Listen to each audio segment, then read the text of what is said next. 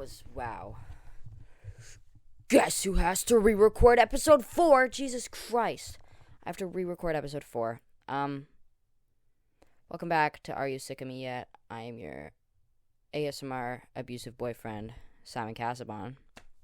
And I'm refilming episode 4 because the audio input didn't work yesterday, which is really annoying because I've had to scrap 2 episodes because of that. But it is what it is. I had like a full mini episode where I was talking about the cast of Fantastic Four, but womp womp. It is what it is. What an opening. Wow, right off the bat, ASMR abusive boyfriend. Those are hilarious, by the way. I'm obsessed with those. They're so funny.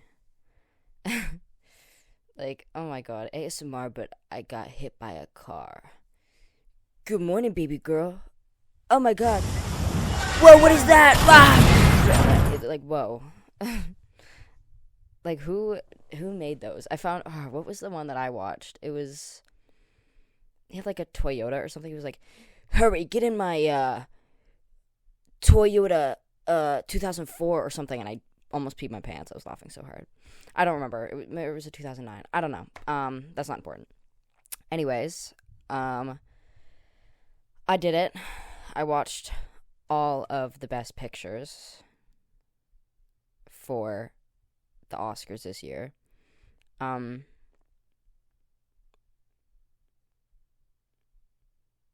Sorry, I was biting my lip. And they were good. They were pretty good. I was surprised by my rankings, to say the least. And, it took me 24 hours. 24-hour challenge, watching all of the best pictures. I watched about 24 hours worth of movies. With, like, them ranging from 1 hour and 47 minutes to, like, 3 hours and 21 minutes, I think was the longest one.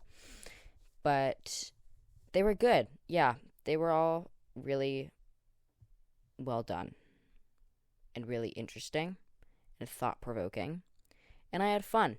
And I think I will probably do it again. I think next year I will watch all of the Oscar pictures again. I'm contemplating doing a episode where I watch all of the best picture winners, which would be 96. Oh my god, 96 movies. Jesus. What are all the best picture winners? I can't do that. That would take so long. You know what? F it. I'm gonna do it. All of the Oscars best pictures. Oh, Jesus, could I type?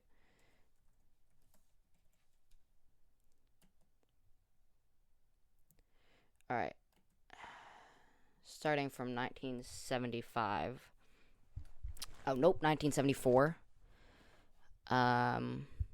The Sting, One Flew Over the Cuckoo Nest, The Godfather Part 2, Rocky, Annie Hall, The Deer Hunter, Kramer vs. Kramer, Ordinary People, Chariots of Fire, Gandhi again?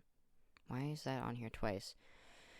Terms of Endearment, Amadeus, Out of Africa, Platoon, The Last Emperor, Rain Man, Driving Miss Daisy, Dances with Wolves, The Silence of the Lambs, Unforgiven, Schindler's List. Oh my god, that movie's so long.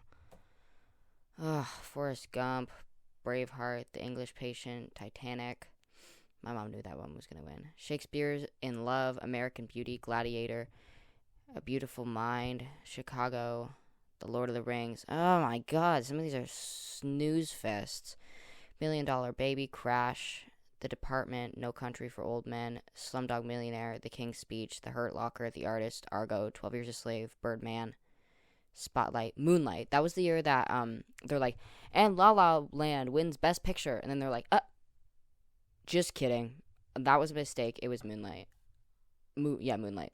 The Shape of Water, Green Book, Parasite, No Man Land, Coda, Everything Everywhere All at Once. So maybe I will watch all of the Best Pictures. But I'll put that effort in once more people listen, because I'm not going to watch 96 movies for nobody to listen. So, um, yeah, instead I watched 10 movies that were equivalent to 24 hours worth of content, and I ranked them. I was surprised by my least favorite. I was surprised by my most favorite. You know, something bumped Barbie down to second, which I wasn't expecting. I was expecting to come out of this and be like, man, nothing beat Barbie, because I'm a suck up, I'm basic. But no, I found one that I liked better than Barbie, surprisingly enough. And that one was not Anatomy of a Fall. I'm starting from the bottom. Anatomy of a Fall, on the Dance Moms pyramid, was at the bottom. I just didn't like this one. It was boring. It was really, really boring. I guess I'll give a synopsis. I wrote all these I questioned this yesterday while I was recording. Synopses, synopsi, synopsis, sis. All of the synopsis is... Oh, Jesus. For each movie's synopsis, I sort of wrote it from my interpretation. So it might not be fully, correct to the actual synopsis. It's just my synopsis of it. So, after her husband's death, writer Sandra Voiter is suspected of murdering him. Their blind son, as the sole witness, deals with the moral dilemma of it. So, the son, his actor was really talented. I made a likes, dislikes sort of chart. So, I hate child actors. They infuriate me. So, you could just picture I was punching the walls while watching Percy Jackson. That's really annoying. I hope my light doesn't do that the whole time, because I think you can see it in the video. You could see my light flickering.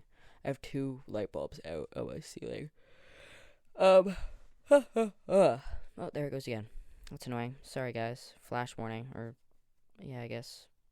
So if you have epilepsy, I hope it's not gonna make you seize up or something. What was I saying? Oh, yeah, child actors, really annoying, but he was talented. He did piss me off at one point because he poisoned his dog, as an experiment.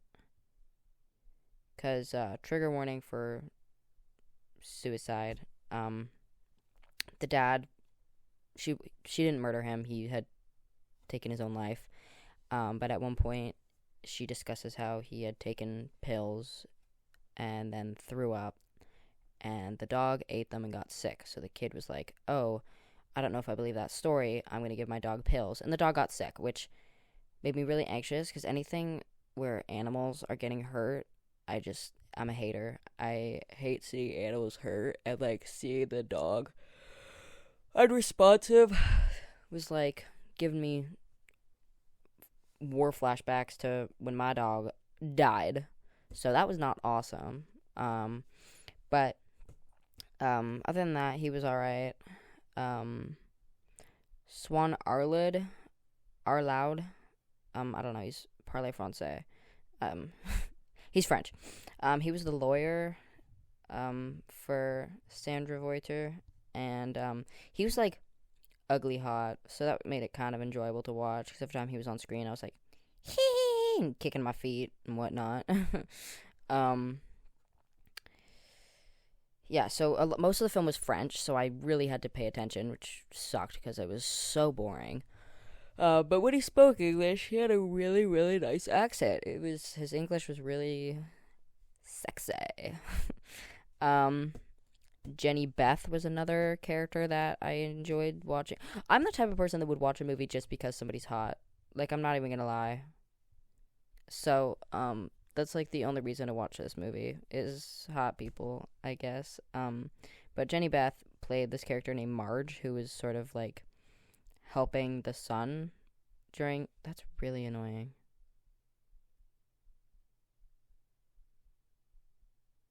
I'm sorry for the flashing, guys. That's really annoying. Marge was just kind of a guide for the son that was sort of appointed by the court, I think. I don't know. I was really confused about her role, and when I googled it, it was just like, here's Marge. This is what she did. And I'm like, yeah, but why? Like, why did she have to do that? So, she was played by Jenny Beth, and she was hot. She was not ugly hot. She was really, really, really attractive. She kind of reminded me of Hazel from Bottoms. Like, I don't, like, they both had round faces and were androgynous. And I love androgyny. I find it very attractive. So yeah, she was really nice to look at. And when she came on screen, boy, so did I. Sandra Hüller, she's German. She was really talented. Oh, it cut off my text. There was like a fight, and that was like the most interesting part of the whole movie, and she did really well. Like, I think I've said this before, but the best way to show me that you are good at acting is by screaming and crying, because it's easy to act happy. That's what the mask is. That's what the point of the mask is. But it's, I don't know. People can act happy all they want. It's an easy emotion to have. But acting sad, that was a little harder, you know? It's hard for people to cry on command. I might just have to take that light bulb out. Okay, pause. I'm gonna have to pause this part of the video. I'm back. I didn't take the light bulb out. I just pushed it upright, so maybe hoping that it would stay lit, but lit. Why did I do that?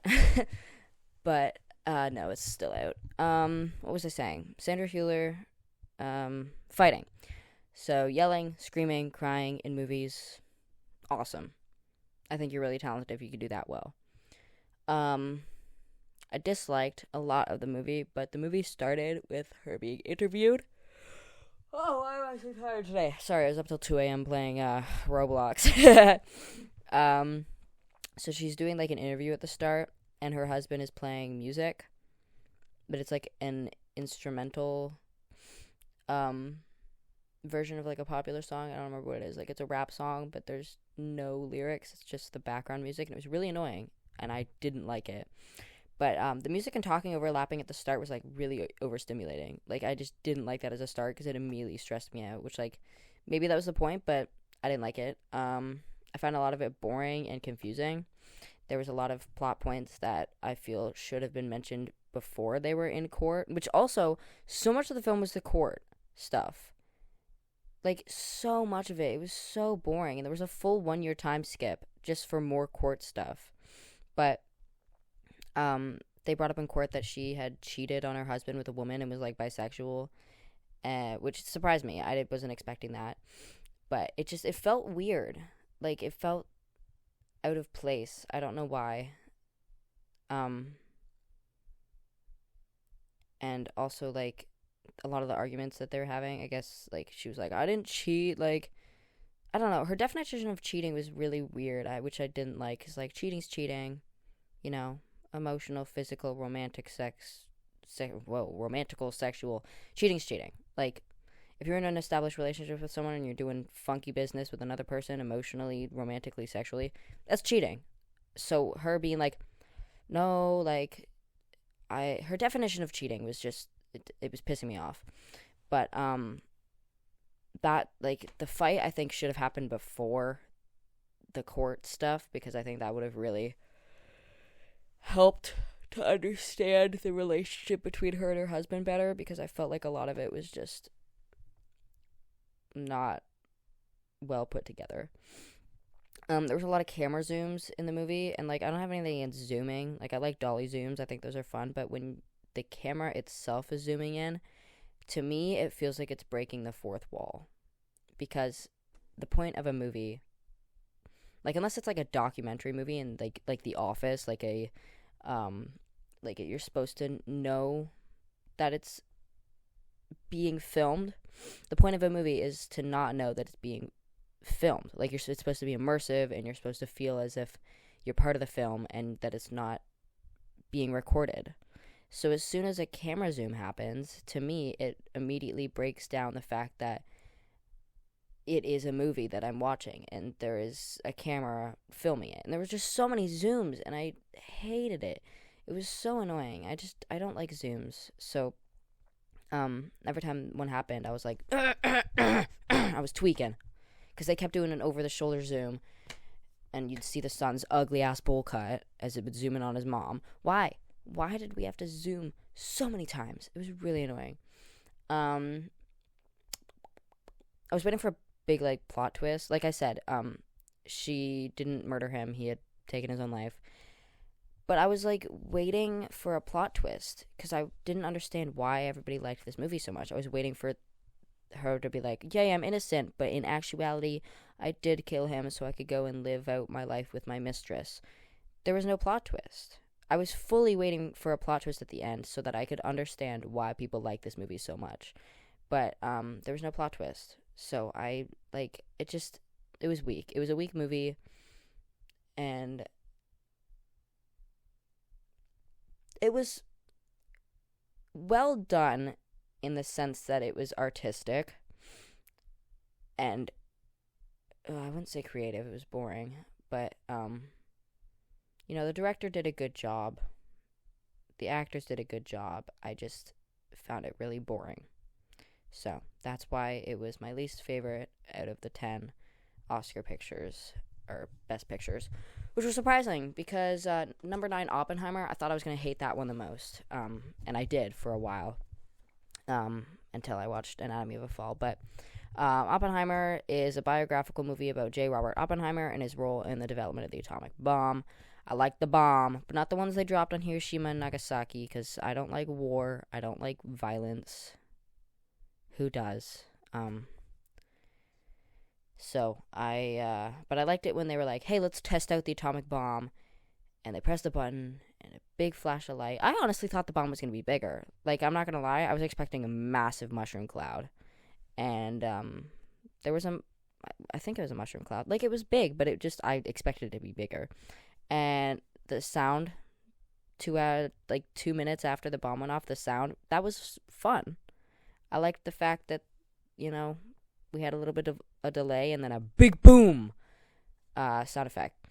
But, other than that, Florence Pugh, I liked her in this. I like Florence Pugh. She's a very talented actress. I was so used to, like, her having an accent in Marvel stuff that it felt weird seeing her not have an accent.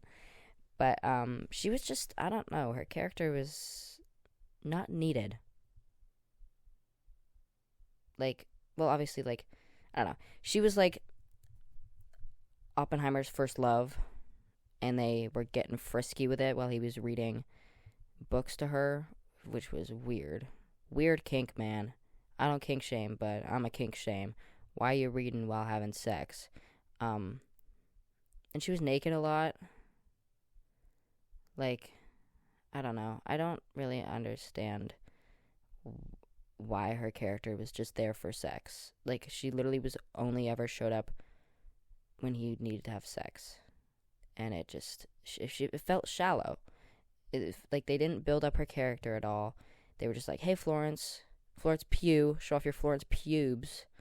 And then she died. So, I don't know. I like Florence Pugh, but I felt like her character was not explored enough because she died very early on. She took her own life, and it made it seem like she took her life because Oppenheimer didn't want her, but, like, it would have been interesting to explore underlying mental illnesses, or just, I don't know. I would have liked to have explored her character a bit more, but yeah, I disliked everything else. I didn't like the black and white. I didn't like the flashes from, like, when the bomb's going off to the court, to the bomb, to the court, to before the bomb, to after the court, to him meeting, like, it was confusing. It was really, really confusing.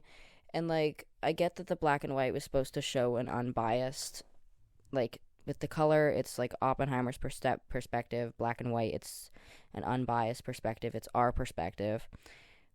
But, like, I don't know. And Robert Downey Jr. was, like, a twist villain. And I don't even know why they were in court in the first place. I was, like, so confused because, like, he was, like, a communist or something. And they're like, we don't trust him. We think that he helped Russia build a bomb before us. I don't know. It was confusing.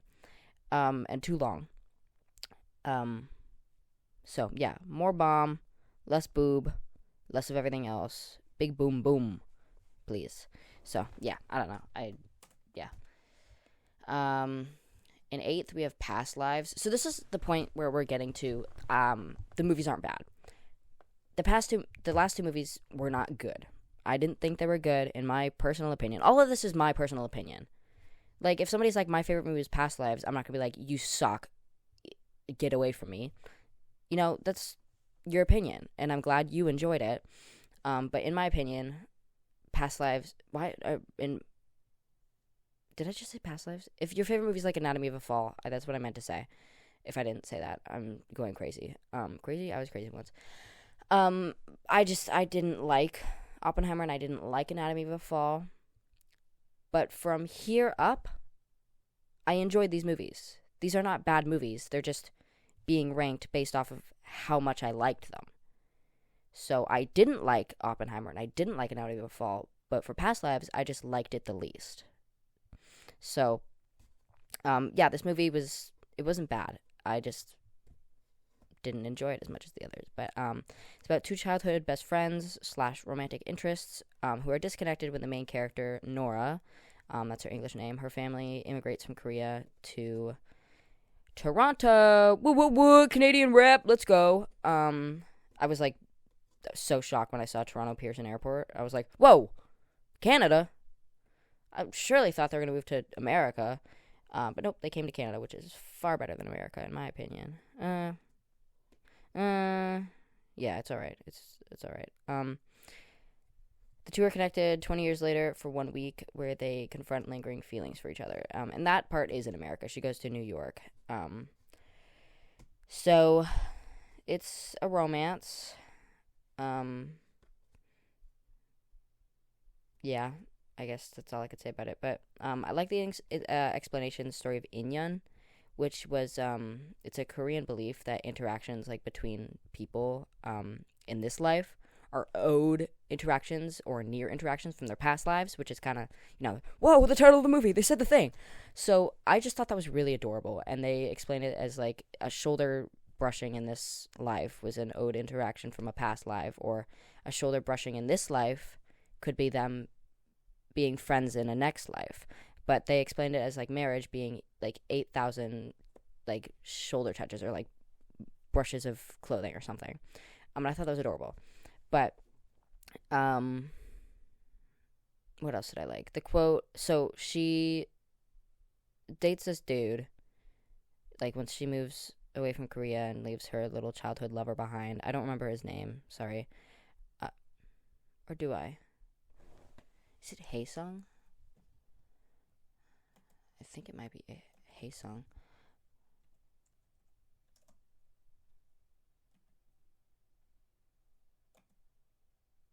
Yeah, it's Haesung. Okay, cool. So she leaves Haesung behind, and she moves to America. Yada yada. She learns English. She speaks English. But she finds this dude who. Oh my god, he was the ickiest man I've ever laid my eyes upon. Like, he himself, like, his looks, like, I don't like judge people by looks. I try not to. Like, that's not something you can control. Just his character was icky. He was giving Discord mod, like, mommy issues. Like, it just, oh my god. He, at one point in the film, he's like wrapped around Nora. They're lying in bed, and he's like koala wrapped around her, speaking Korean, and she's just replying in English. And he says, like, I know you don't like it when I try to learn Korean, which, like, I don't know. Maybe if she doesn't want you to learn Korean, don't learn Korean, because maybe it makes her uncomfortable. But he's just, like, talking to her in Korean, and she's just replying in English, and he's wrapped around her. And I, like, the face that I made when I saw that scene, oh my god, he gave me the biggest ick of my life. Biggest ick ever. If you want to be held like that, go find your mommy. Like, that was disgusting. Genuinely. And he's just, oh my god, he's just such an icky character. And, like, they met on, like, a writer's retreat, and they got married. It says they got married so that she could get her green card. but like that they actually did love each other. But I just didn't really feel it. It felt, I don't know. The movie was really short. This was one of the shorter movies, and it felt like they didn't build that big of a connection between the two of them. Like they said in the film, we got together because we so happened to have slept together on a writing retreat, which, like, like things like that happen. But like, I just wish there was more exploration into the relationship, because at one point they're on a writing retreat, and at the next scene they're coming back from Toronto because they met her parents and they were married, and I was like, whoa, that happened fast. But like, there's obviously it's not their fault. Like, you can only fit so much into a short film, but at the same time I felt like they didn't put anything into this short film. That's like the thing I disliked the most about this film, is I felt like nothing happened. I was waiting for a big resolution at the end, where her and Hae-sung realized that they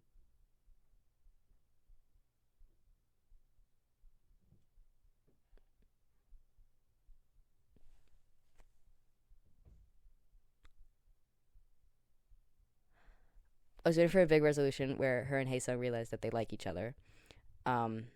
Which I can hear my Pookie. 1 minute, guys.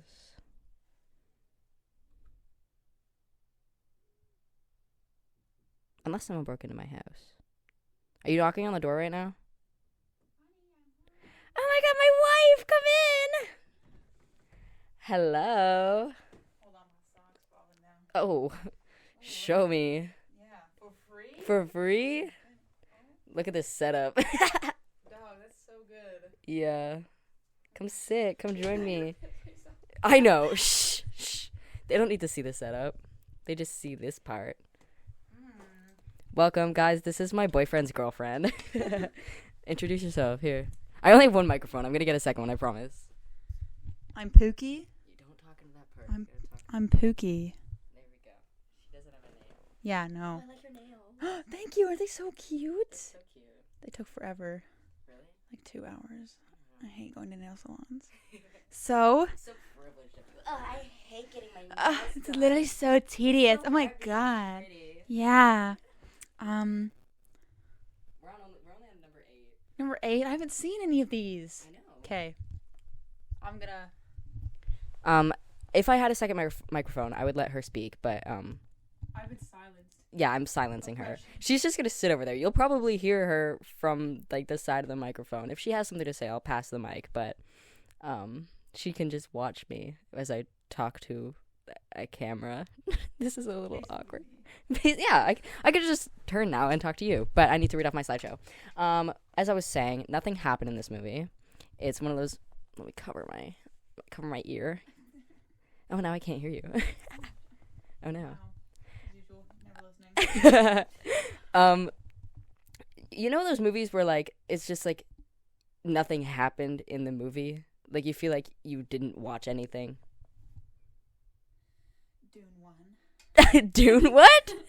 Okay, I haven't seen Dune 1, but apparently Oscar Isaac's naked in it. Is he naked in it? Yes. Oh! He was. We're watching Dune after this, guys. Oh my god. No, he was like laying in it. He was like this. Oh my god. Okay, we're gonna watch Dune 1. Can't see anything. I'm gonna get the popcorn bucket out. I'm gonna get the Dune 2 popcorn bucket, and I'm gonna watch Dune. I'm gonna get sloppy with it. Put my peanuts in it. Anyways, nothing happened in the movie. They didn't get to. These are all spoilers. Enjoy spoilers. I'm just gonna tell you what happened in the movie. They didn't get together in the end. She stays with her icky white boy Arthur. Oh, Arthur. Arthur. No offense, any Arthurs out there. Worst name you could have. Like the TV show. Did you know that the guy that no, is it Noah Cyrus or something? No. Noah, I don't know. He was in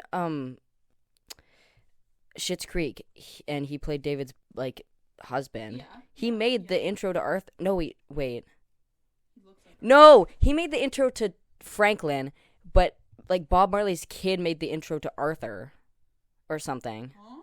I don't know. Ignore me. We're going off track. Source, trust me. What? Source, sources, trust me. Yeah, literally.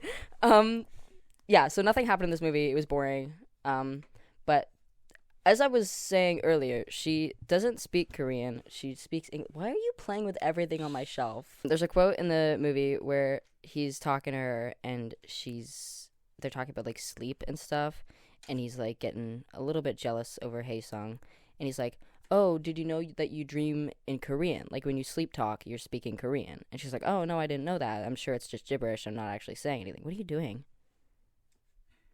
Did you get a haircut? No, keep going. Why are you? No, keep going. It's okay. What? Keep going. No, what? No, keep talking. How does this work? I don't know. Talking about your movie. There's no film in it. You're getting distracted. Yeah, because you're pulling at your hair. Pull at my hair next. Okay. Bend over. We're filming a podcast, not a porno. Calm yourself. So he You says guys know what they want. the 42 viewers that I have. One of which is my grandma. Shout out to my grandma. Yay! I love you, grandma. She commented on my Weezer meme. She was like, "You're so funny. I miss you." She's in Florida right now. You know the way old people do it. They just Literally. go to Florida. Snowbirds. Snowbirds. Yeah. Anyways, he says, "You dream in a language that I don't understand." And I thought that was kind of an interesting quote because it kind of showed the disconnection between the two of them. And then finally, oh no, I still have 2 more points. Greta Lee played Nora. She was really fine. She had a like crazy jaw. Like she had that Matt Rife. Yeah, she was mewing. Like she was look smacking throughout this entire film. She had that Matt Rife, Jackie Kennedy metal chewing jaw going on. Sheet metal eating competition. Greta Lee's winning, but like she was mad fine. And she kind of had like freckles low key, and I fuck with freckles, man. Word. And then finally, it made me a little sad because at the end, it just ended with her being like, "Bye, Haesung." What's goodbye in Korean? Kinda.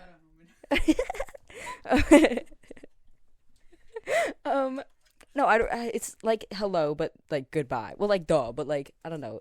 Hello and goodbye in Korean are like similar or something. I don't know. I learned Korean for about a week on Duolingo, and that's it. What are you doing? Let me live. Stop playing with my tarot cards. Stop it! It's suctioned on. But yeah, it made me sad because it ended. She was like, "Bye, Haesung," and he was like, "Bye," but in Korean. And then she just starts crying, and she goes up to Arthur, and she's like, "That's gonna pick up the noise. It's gonna pick up the." Did you glue this box together? No, give it to me.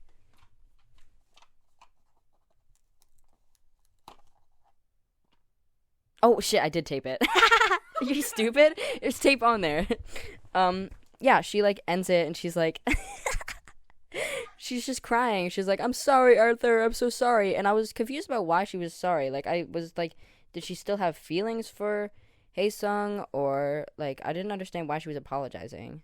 Dislikes Arthur. Ick. Yeah, Arthur Eagle. I went on a huge rant about it because he was like koala wrapped around her at one point, and it was so gross. I know. Can I give it to you? Oh, okay. Maybe it's not that gross. But yeah, in 8th, we got Past Lives. Wait, what'd you rate it out of 10? I don't... Is 8 this out... your thing? Like, are you on like a... No, I'm on like That's like a ranking list of like 10 of them. What did you rate it on a scale of 1 through 10? I don't know, dog. I just... What do you mean you don't know, dog? I have Say it, scale like... 1 through 10. 1 through 10. Go. How good was it? like, 5. Perfect. Thank you. Oh my god, am I gonna have to do this for each one? What did you do for the other 2? What were the other 2? In 9th was Oppenheimer, and in 10th was Anatomy of a Fall. I don't know what that is, but I know about Oppenheimer. Wait, go to the next... Bomb. It's empty. She's making fun of my notes, guys. Likes The Bomb, Big Boom, Florence Pugh, dislikes everything else. Scale of 1 through 10. A 3, And the other one? a 2. Okay, perfect. There we go. In 7th, Poor Things. This one was fucking weird. This movie was whack, man. Like, this was almost in last place. It's, okay, so, Bella Baxter, that's not her name. Her name's like Victoria or something. Trigger warning, takes her life. But she's pregnant.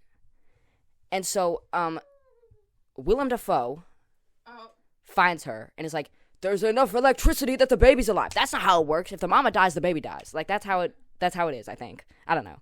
Well, depend how far along. Like, about to give birth. Okay, maybe. But anyways, the baby was alive, but the mama was not.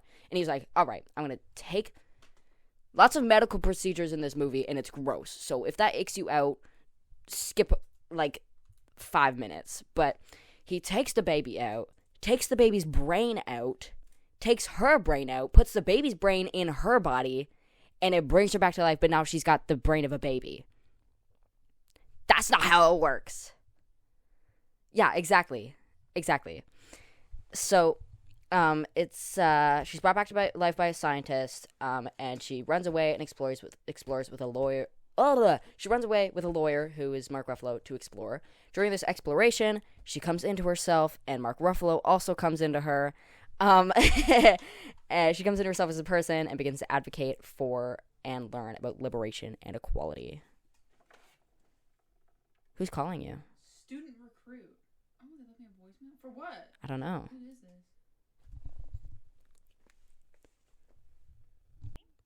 We.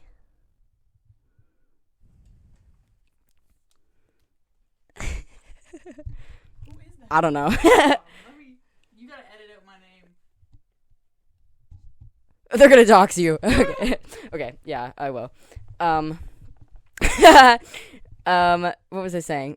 Oh yeah, so she like learns about liberation and equality. What is student? Was it for my school, like my university? I don't know. I hope not. Hold on, let me check. Oh god, I hope not. She learns about liberation and equality. Never in my life, first of all, did I think that I would see Emma Stone cowgirling Mark Ruffalo. Ever. This doesn't, like, that doesn't seem like something that Emma Stone would do for a role. Oh, it's Humber College. Oh, we don't want to go there. No, I didn't even apply to that. Why? Oh. I don't know. I shaved my legs. You did? Oh, those are soft. Nice. Thank you. You cut yourself? Oh, no, that's a birthmark. She was naked. Fully saw her naked. Pubes and all. Florence? No, Emma Stone. Oh god, we're not on Oppenheimer right now. No, we are not. No, I already made a Florence Pubes joke. No, she was naked and she was having a lot of sex in this movie. But, which was a part that I didn't like. I didn't like the amount of sex in this movie. There was a lot. It was like 90% porn. Stop reading ahead. Anyways, I liked the introduction of color, but the reason color got introduced was a little weird. It was all black and white, and then one day she wakes up and starts masturbating. Her little baby brain, all of a sudden, understands sexual pleasure, which I don't think, like, I don't know, her brain, like, developed out of pace way too fast for a baby's brain to develop. 1 second, she's like, I went wee-wee in my pants, and the next she's going to Bone Town with a cucumber, so... Wait, hold on. Yeah. It's just like a baby in the body of, like, an adult? Yeah. And she has a shitload of sex. It felt weird. It was gross. That's... Yeah. Why? I don't know. I mean, like, liberation and equality. But, like, at the same time, the fact that it was a baby's brain felt really gross. Oh, boobs. That's so... Yeah. Hold on. Yeah. Yeah. That's what I'm saying. So, it's all black and white, which, again, I hate black and white. Stop making movies black and white. That's not fun. That's not fancy. If you want black and white, go back in time to before color television was invented. Jesus Christ, They had a scene of that in Dune 2. There's like a battle scene. And they just Oh, when Austin Butler's like, I'm Austin Butler. Yeah. I'm Butler's got butt in his name. I'm Elvis, and I'm bald now. I don't know. I talk about him in his stupid accent a lot. But His skin was so smooth in that movie. him? Yeah. Maybe because he had zero hair.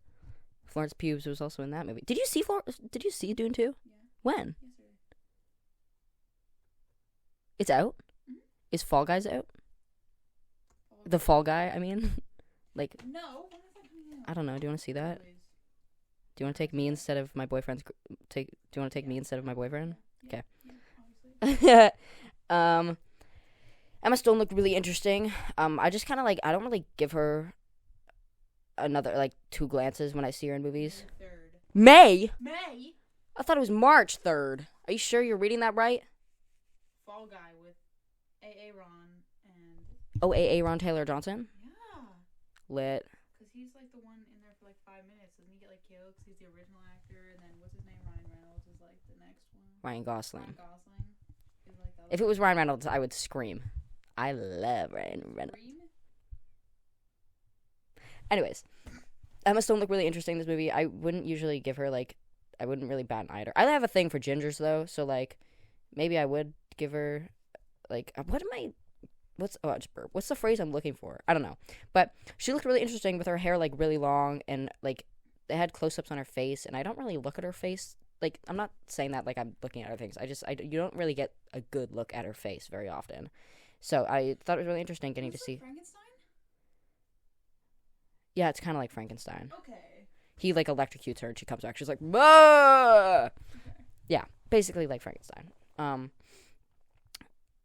But she looked really interesting. Anyways, they had a fisheye lens, and I didn't like that for a lot of it because they had a lot of camera movements that made me feel nauseous. Genuinely, like the background would move in like a way that it was like bending and warping, and the camera would like follow her, and it made me nauseous. And the fisheye, Mad Max? no. Okay, have you seen the trailer for the newest one? It's got really weird camera shots. You're gonna have to watch that. Okay.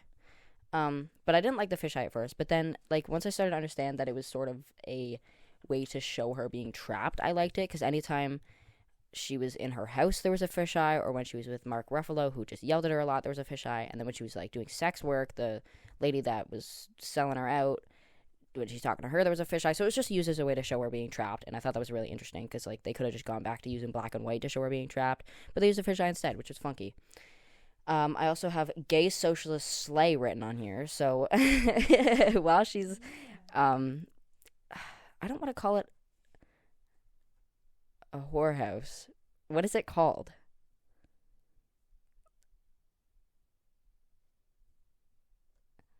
It's just a house full of like prostitutes. It's a whore home. I work. I don't remember what it's called, but anyways, it's a place where a bunch of like prostitutes live. Prostitutes feels like a really offensive word to use. Name. Brothel. It was a brothel. I went to one of those in Dungeons and Dragons once. I went to the one in Pompeii. What do you mean? You went to a brothel? Oh, like when you were visiting Pompeii. I was like, first of all, a volcano went off years ago there, so what are you doing? No. And then like the paths there, they're like. Yeah, they got the penises. Yeah. They lead you to the brothels. Really? That's Yeah, hilarious. and they've got like, actually no, never mind, wrong place. Yeah. I was gonna say they got pictures of it, but I was like, dude, there are no pictures there. That was a different place. Yeah, Pompeii was way older than. They got stone carvings of naked women in the walls. No, but it was. Oh god, I can't remember. Anyways, she's like working in the brothel, and there's this other woman, and they go out and they learn about like socialist stuff, and No, continue. stop distracting me. I'm never gonna be able to upload this. It's gonna be too long. You know what else is long? They teach people about like socialists, and they learn or socialism, and they learn about it, and then they eat each other's vaginas. Pussy. Yeah. So, that was interesting. Mark Ruffalo was really funny. He just keeps trying to fight people. Like, he gets wasted and fights people a lot. Is that the Hulk? Yeah, but like, Why? he's like, rah, here comes the greedy guy. And he goes and fights people. But yeah, he's just angry a lot. His character's really funny. Because at first he's like, who is this Bella Baxter? You're so interesting. And then eventually he's like, I hate you. You ruined my life. And she's like, I don't care. I'm distinguished now, and I'm educated. And I read books. Yeah, you read books. I read, but I Yeah. never read. You're Bella Baxter. Oh my god.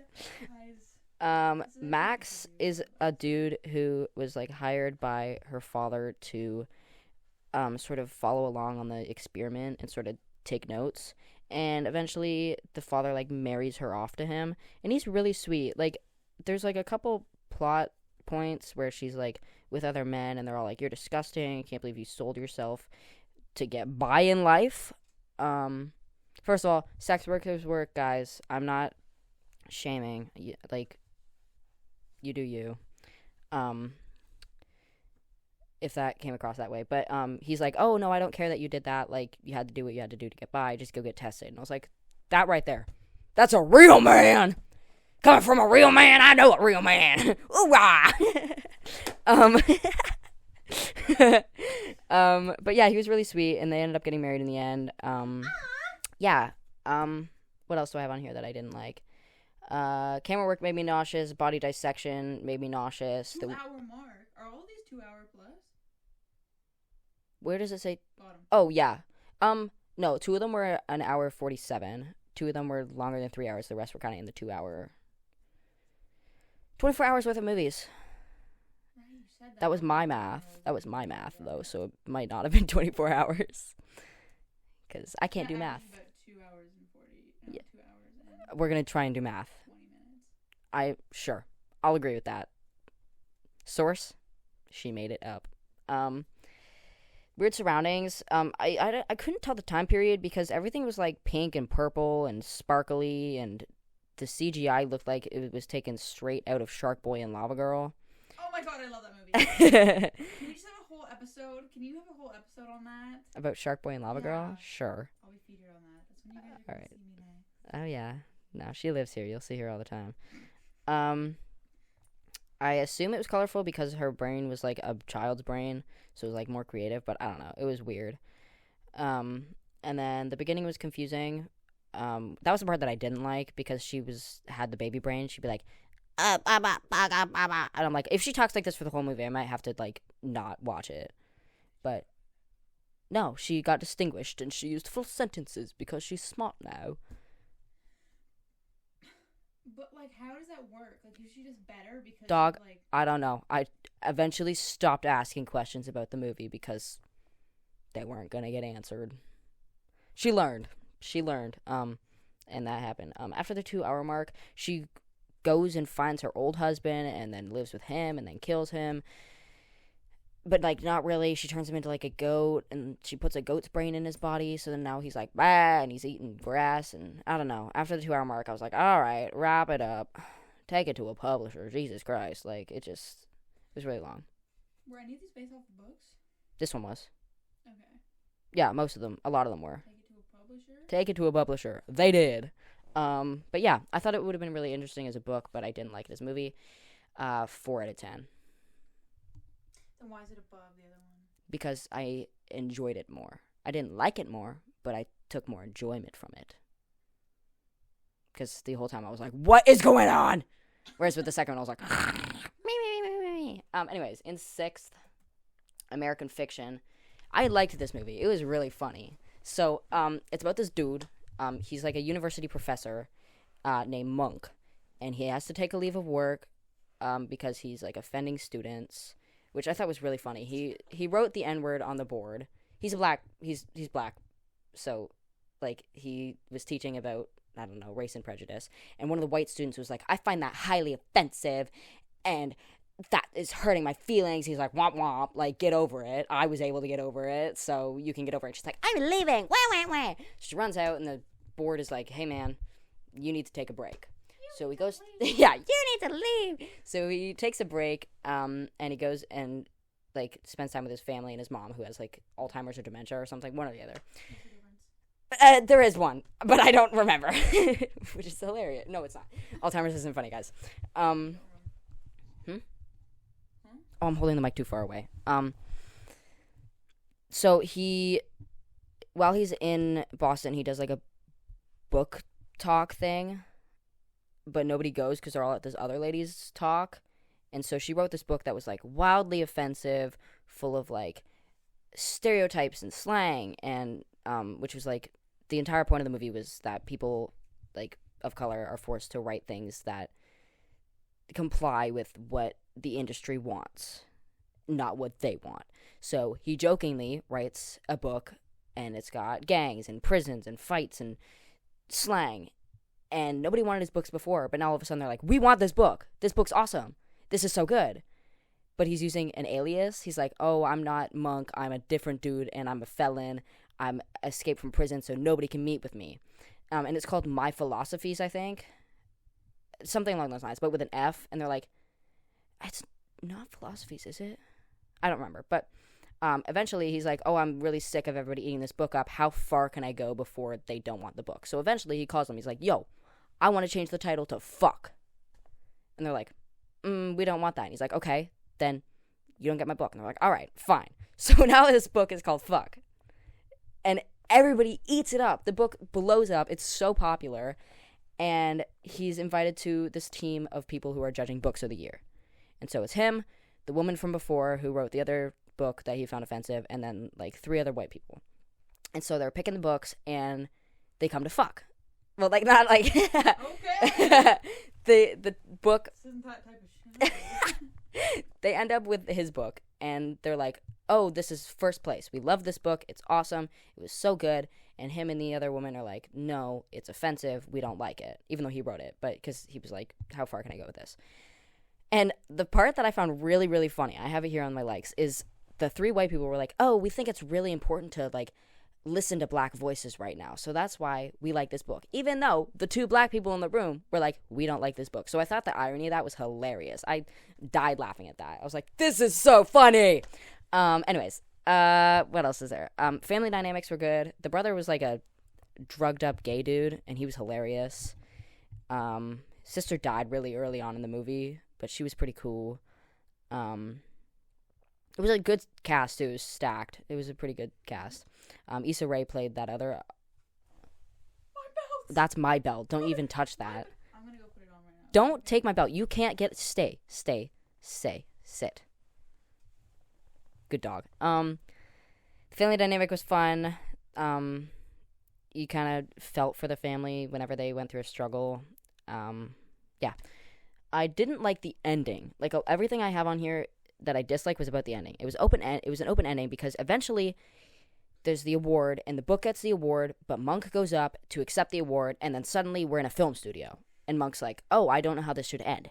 And suddenly he's directing the film that we've been watching. And the guy he's working with is like, well, it can't end with you being honest. That's boring. He's like, okay, how about it ends with Monk and Coraline making up? So Coraline was his love interest, and they had good chemistry, but they broke up at one point because he was like, how dare you read this book? It's offensive. I hate it. And so he's like, okay, fine. At the end, me and Coraline will get back together, or Monk and Coraline will get back together. And he's like, well, this isn't a rom-com, so no. So he's like, why don't we end it with him just getting found by the cops and killed?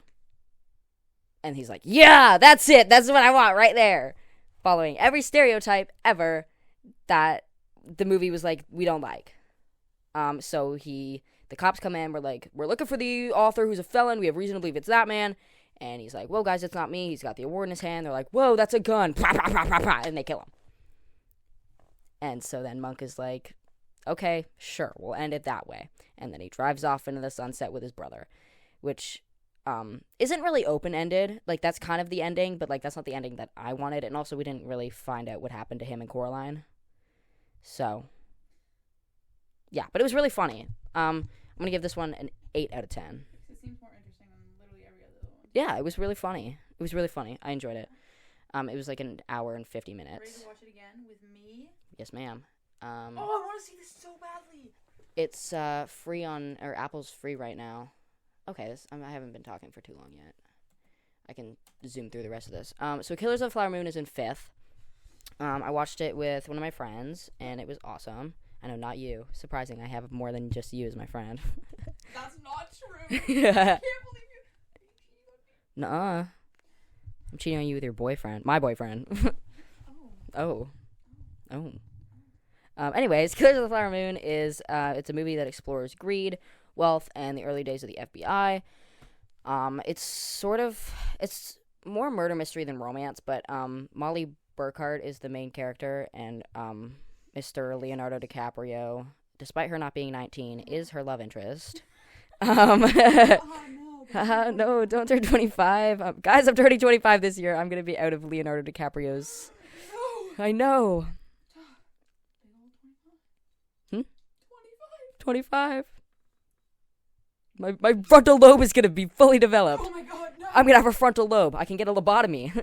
Oh, yay. Next piercing at Claire's. Anyways, so she's married to him, and it sort of explores him being influenced and coerced by his uncle to kill her family so that they could get oil money, because it's about like a group of about like the Osage indigenous people, and they found oil where they were living, and so they got like filthy rich off of this oil shit. And so naturally the white people were like, hey, nuh-uh. And so they're killing all the indigenous people so that they could get the oil money. So basically he marries into the really rich oil family, kills off any other person that could possibly get money from the mom dying, and then eventually to kill his wife so that him and his uncle could get the money. Yeah. So he kills like every other sibling except for her. She had diabetes too, like in the film, and it was like when insulin was first introduced, and so it was only 5 people in the world could get insulin, and she was one of them. And so he was like, oh, let me give you your shots, but also I'm gonna poison them. So she got like super, super sick. But despite being sick, still went to like Washington and was like, my people are being murdered, please send help. So that's when they send the FBI. And in the book there was like a team of Osage people that were like part of the FBI, so there was fully like an Osage FBI team, but there was only one indigenous person on the FBI team in the movie, and he was like hella fine. Actor name? I don't remember, but like as soon as he came on screen I was like, whoa. I thought maybe he was gonna like be introduced as like a secret sibling and he'd get the money or something, but no, he was like an investigator. They didn't really explain that well. He just worked with the FBI, and so eventually you understood. But so Lily Gladstone,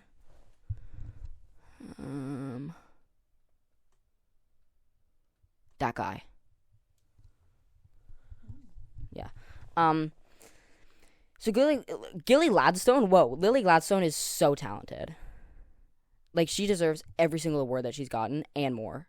She like is so resilient. She's such a badass in this movie.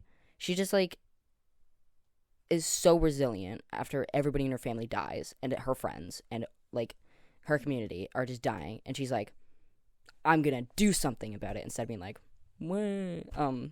So she was really resilient, and like she like didn't get mad at, like, I thought this was like so badass. She didn't get mad at Leonardo DiCaprio. I don't remember his character's name.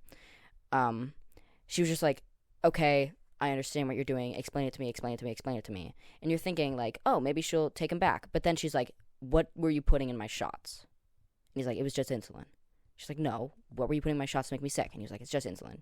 So she gets up, leaves. And I'm like, yo, that was badass. That was cold. She was so cool. She was so awesome in this movie. I need to see this too. We're gonna watch this. Yes. This was the longest one. It was 3 hours and 20 minutes. But it didn't feel like it was 3 hours long. Like, I loved it. So I know I said like in the last movie in Poor Things that the violence and gore was really gross, but like, more trigger warnings, guys. These movies are insane. At one point he hires a guy to blow up a house with one of her sisters in it so that she dies, and her husband and kids, so that they can get the money. And so she's like lying there, like the dude got crushed. He's like, kill me, I'm gonna die, like it hurts, kill me. But she's like fully dead already. But she's like looks completely unharmed. She's just lying on the ground, arms crossed, like looks so at peace. And then they lift her up, and the back of her head is like open, like hanging off. And I was like, but like it was like not like so much like gross. I was like, oh my god, like I was shocked. Because it was like, I don't know, like horror gore is like more shock value than medical gore. I can't watch like medical stuff. But and then one of her sisters gets shot and just like left in like a valley. And so they find her and they're like, Molly, like, can you tell us if this is your sister? Her face is like decomposed. Like, how are you supposed to tell it's your sister when she doesn't have a face? Like, she was like able to tell. But then they saw her head open and poke around in her brain to find the bullet. They said they couldn't find it, so they cut her apart and skinned her.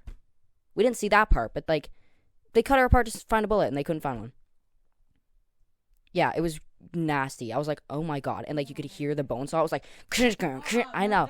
I was like, So like the shock value, some of the violence, I enjoy shock value. So yeah. And then I liked how it felt very like murder mystery-esque. Like the whole time you're like, is Leo a bad guy? Is Leo a good guy? Is Leo a bad guy? He was a bad guy, but you I didn't. thought he was a good guy in the trailer. Yeah. I thought he was part of the FBI. I thought he was like, I originally thought he was the FBI. He falls in love with her, and his uncle's like, Yeah. I'm racist. But he is. But no, I thought he was a good guy until the end when it was revealed that like he was kind of in on all of it. But I didn't like the end because suddenly it's like time skip radio show, and it's like giving like murder mystery podcast, and No idea. they're like, No idea. they're like on a radio show, and they're talking about. I wish we had a happy ending. First of all, I wish it could have ended with Molly happy, Leo in jail, and his uncle in jail. But it ends telling us that they were both let free on good behavior, and Molly dies from her diabetes. She gets remarried, which is awesome, but she dies. And I would have much rather had an end to the film where she gets remarried and these two are still in prison. I did not need to finish the film knowing that they got out of prison, the uncle died peacefully in a nursing home, and she died from diabetes, and Leonardo DiCaprio was living happily ever after in a trailer park with his brother. I know. I was like, oh, that annoys me. But other than that, it was great. Like, 9 out of 10. It was awesome. I just can't stop thinking about you saying the bone saw. You can hear the bone saw. Ouch. Oh, sorry. Ugh. I gotta take this off eventually. So yeah, 9 out of 10. Oh, you gonna put my glasses on? They're really scratched. You're not gonna be able to see anything. Number 4. These are all 10 out of 10 movies. Like 4 and up. Does it even fit your head? Like it looks like it's not on your ears. On my ears. Is it? Your ear's just really high up? That's not on your ear. That's in your hair. That's on my ear, dog. No, it's supposed to go like behind your ear. Dude. Oh, okay, yeah, they're just really short. Not to shame your ugly face or anything. Attached earlobes. You got attached earlobes? Ooh, what the? I'm gonna start asking everybody I know. Yo, comment down below if you got attached earbuds, earlobes. Please. Can people with attached earlobes get stretchers or stretched? Stretchers? I don't think so. Well, actually. What do they call gauges or something? Ear gauge. Spacers. Spacers? Yeah. I call them ear gauges as well, but everyone says they're spacers. Anyways, God, weird. Why? Huh? She's drinking alcohol, guys. She's an alcoholic. She just got back from rehab, actually. Rehab was supposed to be a friend. So the zone of interest is about the commander of Auschwitz trying to build a dream life for his wife and 5 children. What? Your first dislike. I'm really good at note taking, guys. He's trying to build a life for his wife and kids right next to the camp, and by right next, I mean his garden wall was the wall to the camp. So like the house was beautiful, massive house, massive garden. Like garden goes on for days. The fence, freaking like 7 feet tall, concrete barbed wire. Yeah. And I liked that it was like not like any other World War II concentration camp movie. Because like in those ones, you're always in the camp, you're seeing what's happening in the camp. You don't see the camp at all in this movie. Really? Yeah. The biggest element that they use is auditory, like, interpretation. So the movie starts with like 2 minutes of just a black screen. So for a while I was like, is my TV broken?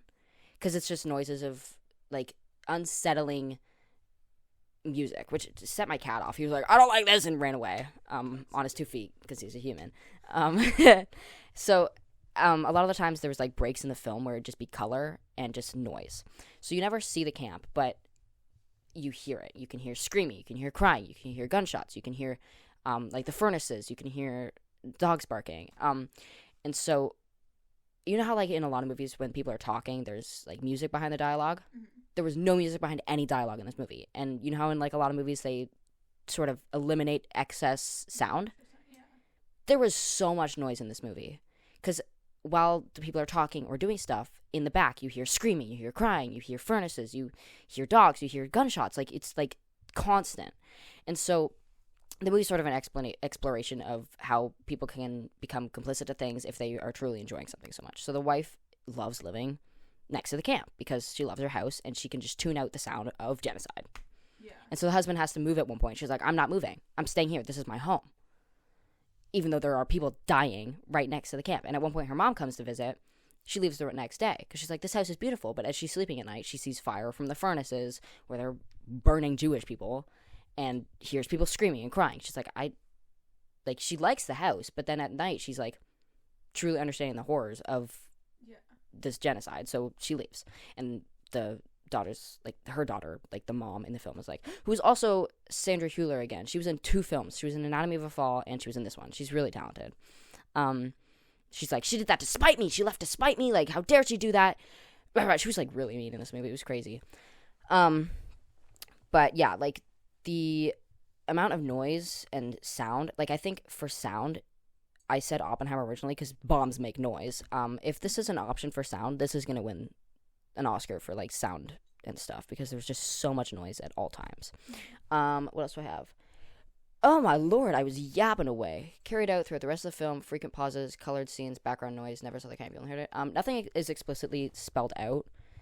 It's kind of up to interpretation, but, like, you understand. Like, at one point, these people come in and they dump clothes on the counter, and she's like, okay, guys, like, take some clothes. And it was clothes from women that had been sent into the camp. So, like, they'd never say that, but, like, you're kind of like, oh, is that what it is? Or am I just, like, a monster for thinking that? It's what it is. And then another point, when the gardeners is, like, spreading ash to fertilize, and you're like, is that regular ash? Or is that ash from the furnaces where they are burning Jewish bodies? It's probably that. And then at another point, the father takes his kids to go play in the river, and he's fishing, and all of a sudden, something, like, pokes him in the leg, and he picks it up, and it's a jawbone. And then the river turns gray because they're rinsing the furnaces into the river. And he's like, oh my God, we got to go. But they never specifically say that it's from the camp. They just get back and they're like, we have to wash every part of us. We have to rinse our eyes out, like, blow your nose, ash is coming out of their nose. It was like, just like, it was left up to interpretation, which I thought was fun. Well, not like fun, but like interesting. Did you hear that? Nuh-uh. Oh my God. And then there was a lot of tracking shots. So all of the film was wide shots. Which was, like, I didn't dislike it. I have it written down for dislike, but I didn't dislike it. I'm a slut for close-up shots. I love close-up shots in movies. And there wasn't a single close-up shot in this movie except for on the flowers, which I think was an emphasis. Look at the flowers. Lizzie? I don't know. Lizzo. I'm talking about The Walking Dead. She's like, look at the flowers, Lizzie. Bah, bah, bah. Oh, the little blonde. Yeah, the really annoying girl that's like, I love zombies.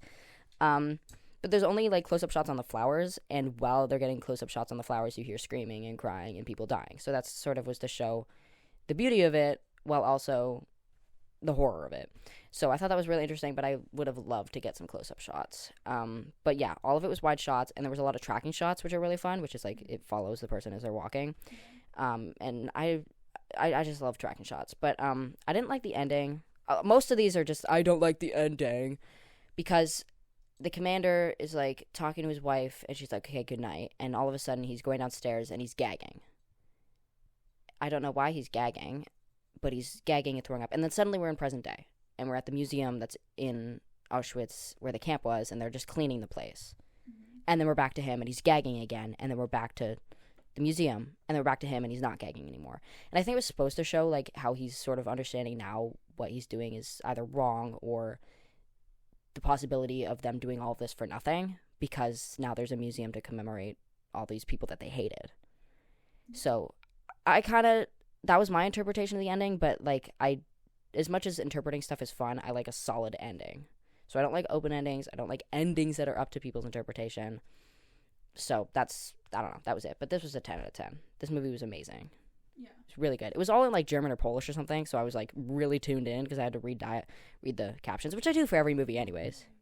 German. Oh, yeah. Ditto. No. German gang. Number 3, Maestro. I wish I had watched some of these so I could, like, contribute, but I just have only seen Oppenheimer. So, like, I can't really. And you already did that one before I got here. Yeah, you slowpoke. I was not supposed to be here. No, She's just coming to hang out with me because I had a day off work. I had 3 days off work. I've just been sitting in bed playing Sims the whole time.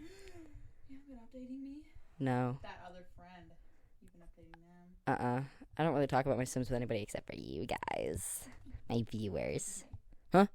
Yeah, she's the 47 or so viewers. She's all of them. Maestro, another 10 out of 10. This one was really good. This is the one I was watching when you called me. Yeah, because you called me while I was watching it. Yeah. So it's a biographical film about the American conductor Leonard Bernstein or something. I think it's Bernstein. So the film centers around his tumultuous, it's a big word, relationship with actress Felicia Montealegre, who was like a Chilean actress. At the top we have, so he wow, can I speak?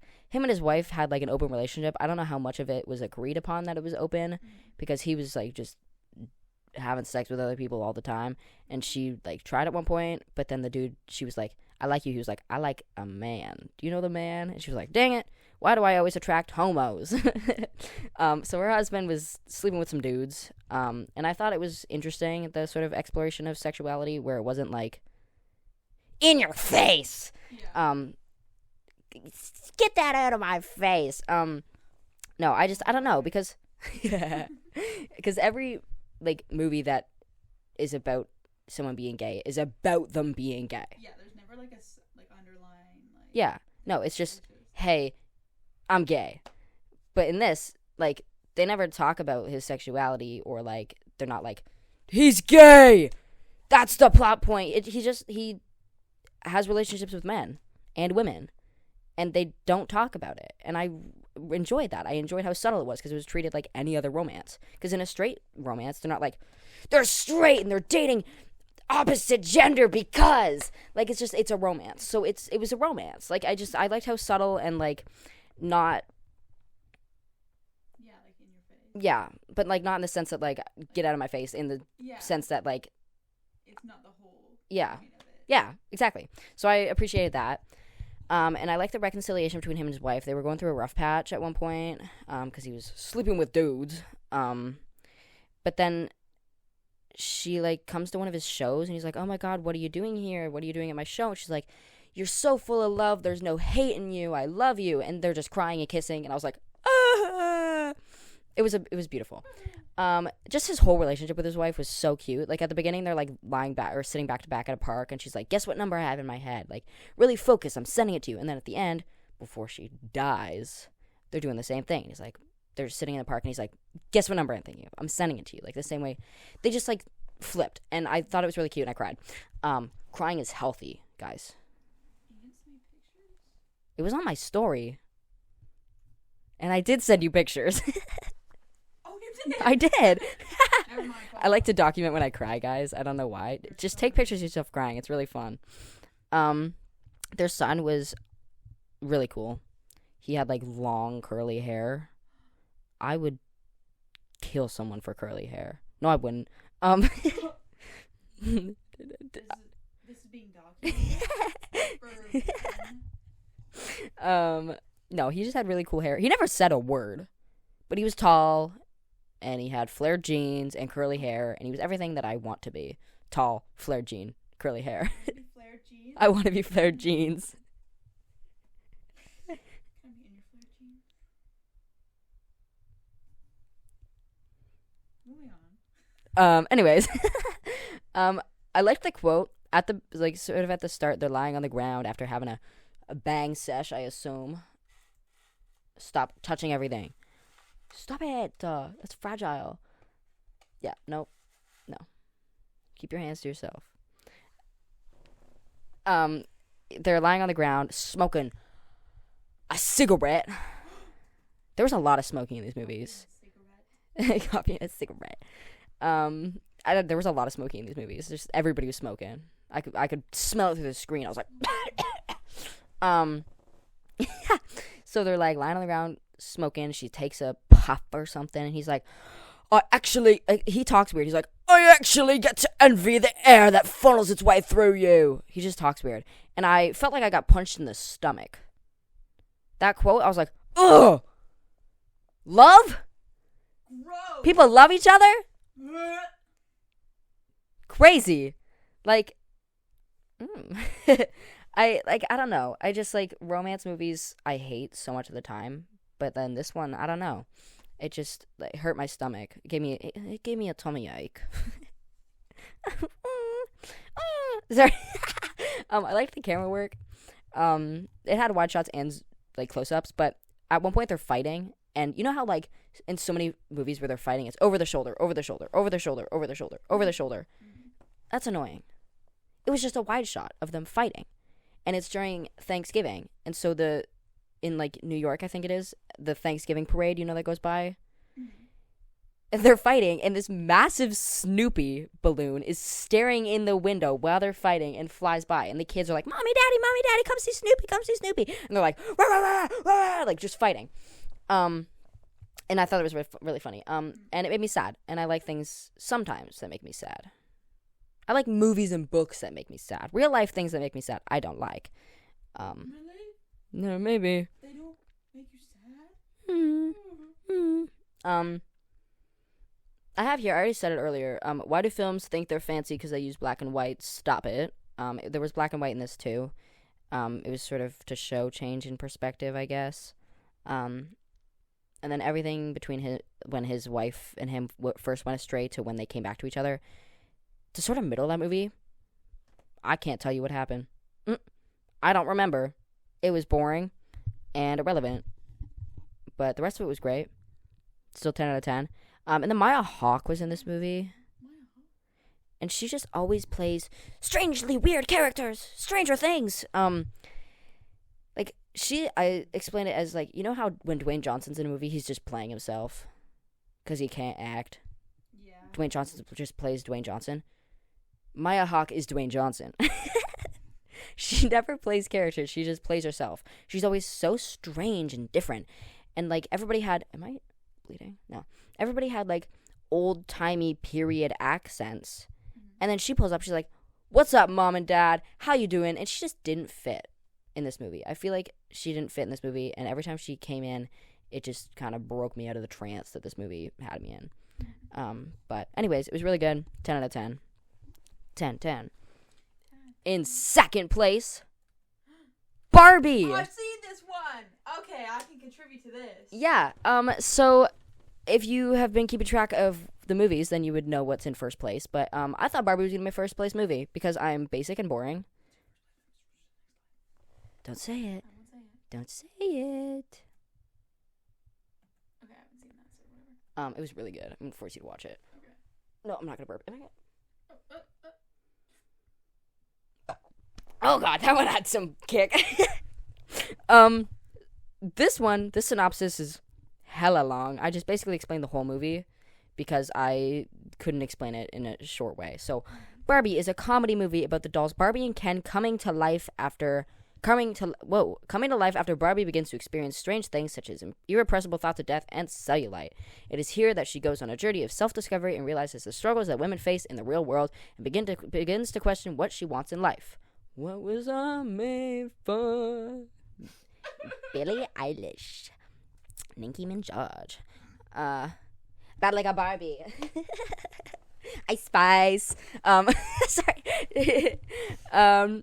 At the same time, Ken begins to learn about the patriarchy.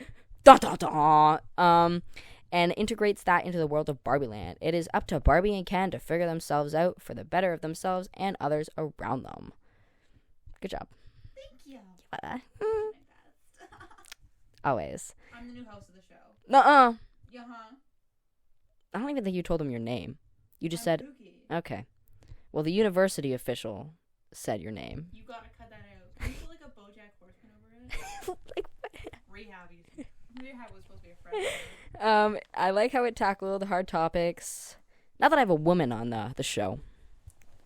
Ban male podcasts, but not mine.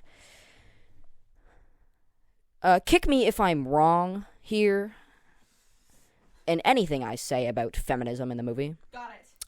I liked how it tackled hard topics such as inequality, gender roles, feminism, and toxic masculinity. Oh, why'd you kick me? Oh. Okay. I like the visuals as an iPad kid. It was so pink. There was so no black pretty. and white, and it was all colorful. Yay, and I sparkles! want that car. The Barbie car? Or the one you were driving the other day? At the ski lodge. I was tracking her location on Life 360. I had a Barbie car. I'm obsessed with Life 360. A work event. A work event? It was a work event. You drove a Barbie car to a work event? For a work event. It was parked in front. Did you drive it? It was 2. Were you chauffeuring? No, I wasn't chauffeuring. I parked it there. But there was one, the Suburban, Come On Barbie, and the one that I drove, unfortunately, because I don't like driving big cars, was a XT6. Let's go party. These words are going one ear in one ear, one out the other. I don't know cars. XT6. You say that again like I know what that means. Cadillac. Oh, yeah, I know that. Yeah. I liked the Ken fight where they were fighting and screaming and singing. That part was hilarious. The first time I saw this movie, I thought my head was gonna explode. The movie's not about Ken. I know. God, kick me again. Part of like the inequality, gender roles, feminism, and toxic masculinity. I like how they explained it in a way that was easy to understand. I saw the movie with a 6-year-old the third time I saw it. Yeah, and she understood what was going on. Mm-hmm. She understood, and she knew that we weren't supposed to like the Kens. And when I was like, Ken's funny, she was like, I hate you. Why are you liking Ken? And I was like, you get it. And she was like, I'm sad. I'm sad about what Ken did to Barbie. And I'm like, if this 6-year-old can get it, men can get it. It's because they used Ryan Gosling and was using it as an excuse. He's so me. Correction. You suck. The experiences and feelings of being a woman, do you think it portrayed the experiences of being a woman well? How you just want to live life normally and everybody hates you for nothing? For a lot of women, yes. Personally, I haven't experienced that in the town that we are in. You haven't experienced sexism in our small town in Canada? No. Lucky you. I have. Women hate me.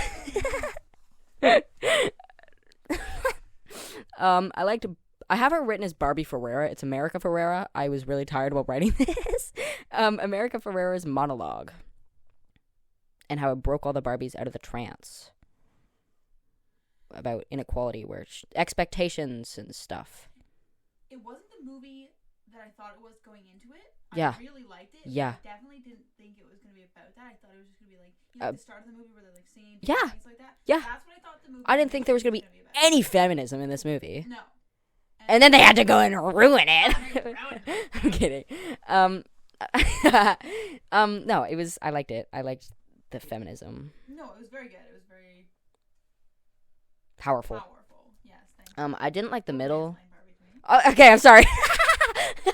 Sorry, Miss Lady. Here, I'll give the microphone to the woman. No, you're the host. I love talking over women. Third here. I didn't like the middle before the Barbies go back to Barbie Land. I don't know. Human World was boring. I live in Human World. I know. The 5 times I watch it, I'm like, snooze fest. Let's skip it. And then I didn't like the Mattel work. I know it's like because it's a kid movie, they're not gonna be like, oh, here's how the Mattel workers knew about Barbie Land and how to get to Barbie Land, and this is how they weren't freaked out in Barbie Land. I just like, I don't know. It confused me. I'm dumb. I was like, how'd they get there? How do they know about Barbie Land? Why are they acting like this is normal? Because why would all the Mattel workers know about that? That's supposed to be like a secret. I don't know. Confused me. And then I don't like stereotypical angsty teens. So, as good as an actress as this girl is, like, if you're going to, like, a casting call and she walks in, you're leaving. I don't remember her name, but, like, she's super talented. She's always playing younger characters, too. Mm-hmm. It was totally good, but I think, like, it got, like... I don't know. It's just, roast her. Roast Barbie. I was like, ugh. Why can't we have a teenager that's not angry? Because teenagers are always angry. Hormonal teenagers. Why'd you say Mark Ruffalo? Hulk reference. So yeah, Barbie 10 out of 10. Numero uno. Drumroll, please. The Holdovers. I love coming of age movies. This is a coming of age movie. I'm saying the word come a lot. And yeah, it was awesome. I watched it with my mom. She cried. I thought I was gonna cry, but I didn't. Men don't cry. Yeah. Hoorah! So it's about a professor at a new English prep school who has to remain on the campus over Christmas break to take care of the few boys that are forced to remain there. As many of the boys leave, he's left with one boy, troublemaker Angus Tully, and the school's head cook, who he begins to form a bond with. James Bond. I'm kidding. He wasn't in this movie. What? I've never seen any of the James Bond movies or the Mission Impossible movies. I heard about this one. All the other ones like that you listed like beforehand, like number like 7 below, haven't heard about this one. This one I saw the trailer for in theaters. This is newer than the other ones, right? Or are they all around the same? This one's like semi like quite recent. Did you see this in theaters? No, I watched it on Amazon Prime. Thank you, Jeff Bezos. Yay! I'm flipping him off for people that aren't watching. Thank you for killing the planet, Jeff Bezos, and for not not giving your workers basic human rights or treatment. Anyways, no, I watched it at home. The rest of them I didn't pirate. Don't pirate, guys. No, I did watch this one on Prime. But yeah, no, this one was newer, I guess. I don't know. Nobody's really talking about it. But Angus Tully, who was played by Dominic Sessa. This was his first film. This was his, like, yeah. He did amazing. He's this tall, scrawny, curly-haired dude with flared jeans. So there's the 3 again. Right, there we go. I'm him. I want to be him. I want to be with him. I got a perm, and I'm not doing that again. That was horrendous. I looked like a grandma. But he's everything TikTok girlies would eat up. Like, I need some Angus Tully edits. Yes, pull up some Angus Tully edits. They're not gonna be good, but pull them up. Speaking of edits, I don't know why, but like sounds right now for edits are so good. Because Carnival and Tipsy are feeding me. I'm fucking tipsy, tipsy. So good. And Tully, Tully. Copyright. Send that to me. Copyright. Okay. I need my feed to be Angus Tully. I'll repost some of these on my TikTok. Go follow that, by the way. Go follow my TikTok at I don't remember. Are you sick pod? Probably. I don't know. Just look up the podcast name. Just look up the podcast name. It's probably there. Make sure my favorite podcast is updated. Yep. I'm not held at gunpoint right now. The music was awesome. The thing I love so much about music and movies is how it can give it nostalgia. Well, especially when they play like good old songs. Yes, and they had good old songs. Yeah. Like the thing about Barbie, as amazing as the songs were, they were new songs that they made for Barbie. Mm-hmm. So there wasn't any nostalgia. The music was fun, it was enjoyable, but it didn't have the nostalgia factor. Whereas with this movie, they had songs that people knew, and it had the nostalgia factor. The cast was awesome. All the teen boys were like not really in movies. One of them was in The Black Phone. Another one was in like Insatiable or something, or Instashable. I didn't watch that. I don't know how it's pronounced. Insatiable, Yeah, something like that. with Debbie Ryan. Debbie Ryan.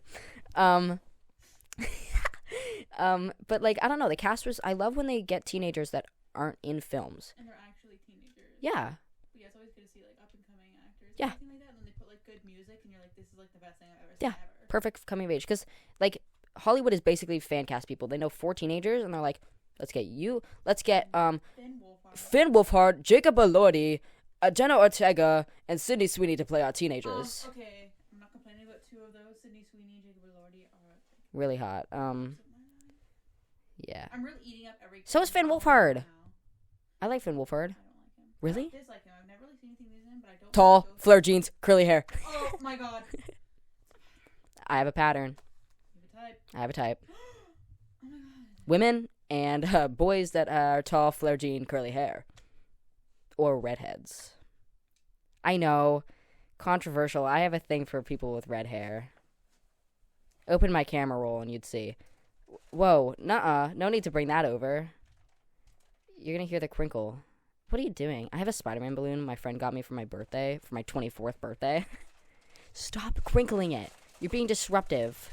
I'm gonna have to cut this out. I'm already getting so far ahead. Come sit. Come sit. Sit in your chair. There you go. There you go. Crisscross applesauce like a baby. It had most of the movies this year had grainy film. Other than Barbie and Oppenheimer, all of the movies were grainy. They weren't ultra 4K HD. Mm-hmm. They were grainy, which Like the dark, autumn looking. not really. They just had, like the way old movies are grainy. Mm-hmm. They look like old movies. So this was filmed in the way that makes it seem like a classic. In a couple of years from now, or how long does it have to be for something to be considered a classic? In 20 years from now, when I am 40, this movie's going to be a classic. I'm going to have a child, and I'll be like, "Whoa, back in my day, this movie, blah, blah, blah." It immediately felt like I was watching a classic. I don't know. It's the nostalgic vibe. Mm-hmm. It gave me so much nostalgia. And That's how I feel when I watch Guardians of the Galaxy. there you go. Well, that too, the music. I don't know. And the way the characters interact with each other, obviously teenagers aren't going to always get along, but when they have teenagers that just bicker the whole time, it's really annoying. And they had the kids that would bicker, but then the next minute they'd be fine with each other. Mm-hmm. So they'd be friends and then they bicker. They'd be friends and then they bicker. And I think that's perfect for teenagers because teenagers are all over the place. They're not just angsty all the time. No, I'm just gonna be mad because they always introduce them and they're they just met and they hate each other. And I'm like, that's not really how that kind of thing works. Yeah. And there was a lot of your mom jokes, which are funny, and a lot of sex jokes. They're just, I'll make you watch it after. Oh, yes, okay. They just, I don't know. And even the adult characters, I just loved the way everybody interacted with each other. It felt so natural, and it felt so realistic and well written. Coming of age movie, love of my life. The relationship building was nice, and I liked the lack of dependence on romance. There was a couple times where they tried to set up romance, and it either didn't work out, and they didn't make it a big deal, which was awesome. Because a lot of films, they're like, oh, it didn't work out. I'm so sullen, and I'm gonna stare at them longingly. Or the rest of the movie. Yeah, didn't happen. And Angus kissed a girl once, and they left it at that. And he wasn't swooning over her for the rest of the movie. So I just liked the lack of dependence on romance. I don't know. Mm-hmm. I'm a romance hater. Yeah. Yeah? Except for my boyfriend. Her boyfriend. If you're watching this, break up with her. And we listen to these together. So it's couples therapy. yeah, Would you like to read the dislikes for me? This is quite the long list. Into the front. Yeah. ASMR. That's the second ASMR joke. You weren't here for the first one. Okay, the dislikes. I don't think there was a single thing I disliked about this movie. Woo! Perfect movie. This is a 12 out of 10. This movie was beautiful. It was amazing. It was well done. Do I have to give 11 points? Yeah. Angus Tully was hot. 12. He said it was 12. Oh, shoot. Okay, start again. Ready? I can't. I forgot. Go. I forgot. Go. It's too long. Overall thoughts. There's a lot of biographies and a lot of things based on books. Oppenheimer, Zone of Interest, Maestro.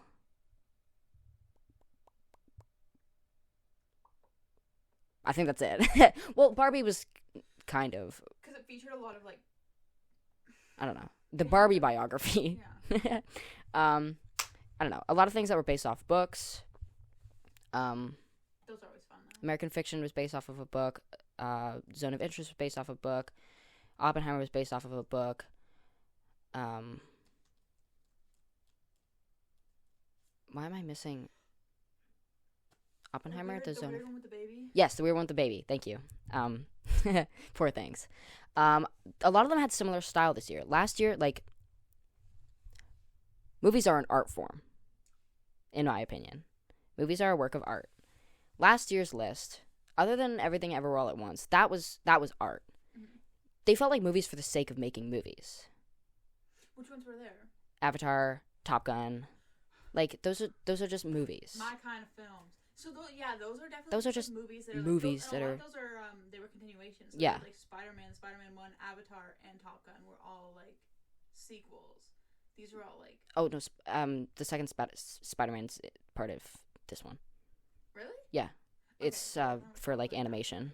Okay. I think Boy and the Heron's gonna win though, because they're gonna give it to him because I haven't it's seen it. Can we watch it? sure. I haven't watched it either. Because it's his last. It's the animator for Studio Ghibli's. Ghibli. It's his last year before he retires, so they might give it to him. Isn't every year his last year before he retires? I don't know. But I don't know. They were movies for the sake of making movies, and I'm gonna just take Oppenheimer and Barbie and throw them away right now. So the 8 movies that are left felt like movies made for the sake of making art. Yeah. They were all made in such similar ways. They had similar styles, black and white, grainy film, different shots and angles and stuff.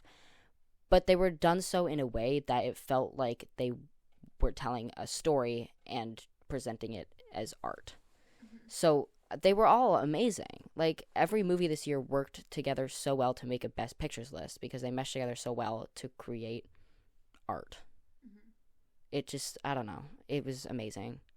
I had fun watching these movies, despite it taking me a full day when I could have been playing Sims. No. I'm not saying that I didn't play Sims while watching some of these movies. That's why some of the reviews. some of them I really don't remember what happened because I was too busy playing Sims. Trisha Paytas? No, I haven't played as Trisha Paytas in The Sims in like a year. But I believe that the films most deserving of the Best Pictures are The Holdovers. I think that one deserved it the best. Or The Zone of Interest. I know that one was only my 4th, but that one was, I think, the most artistic out of all of them. Mm. I think that those two deserve the award the best. And if it goes to Oppenheimer, I think I'm going to have to become J. Robert Oppenheimer and build a bomb and blow myself up. And Christopher Nolan. That's not a threat. Cancelled. Oh my God. Second time this episode. Jesus. My God. But yeah. It was short-lived. 4 episodes. Yeah.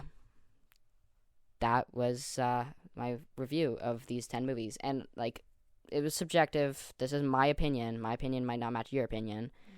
Like I said, like, if Anatomy of a Fall was your favorite movie, I'm glad you were able to find a way to enjoy it. I just didn't. So, how long has this episode been? Woo! An hour and a half. Jesus Christ. 1 hour and 38 minutes. So basically 2 hours. Yeah, there's a part where I had to get up and fix my light. So I'm going to edit that part out. And probably I'll probably edit the phone call out. Yeah. Should I call them back? No, do you want to go to Humber? No, but like what if it was just like a general, like they're just calling from Humber, but they're like, Why? You don't want to go to Humber? I don't know, why do they know my name? I don't want to go to Humber. That's a college. I don't know. Anyways, no hate to Humber College, guys. But Go to Humber. if you go to Humber, you're cool. Cucumber. Humber. Anyways, I'm going to end this at exactly 1 hour 40. Oh, no, but it's not going to be an hour 40 once I have to cut out the phone call and me stepping on my chair. But thank you for interrupting me today. We're going to have about 10 minutes to go to the cafe before it closes. What? It closes at 4.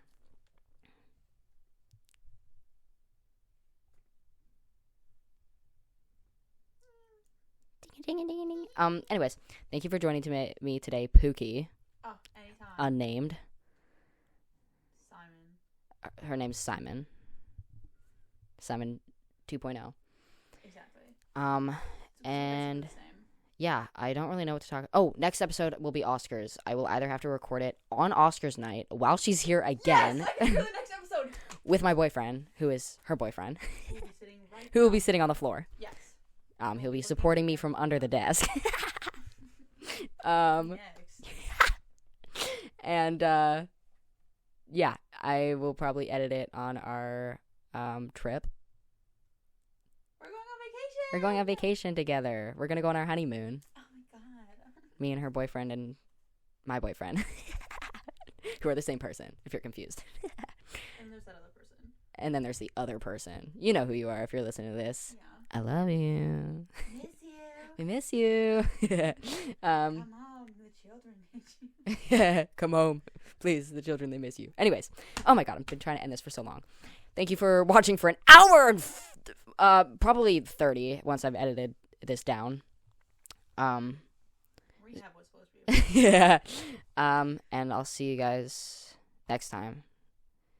Don't forget to hit the bell notification and subscribe. Bye!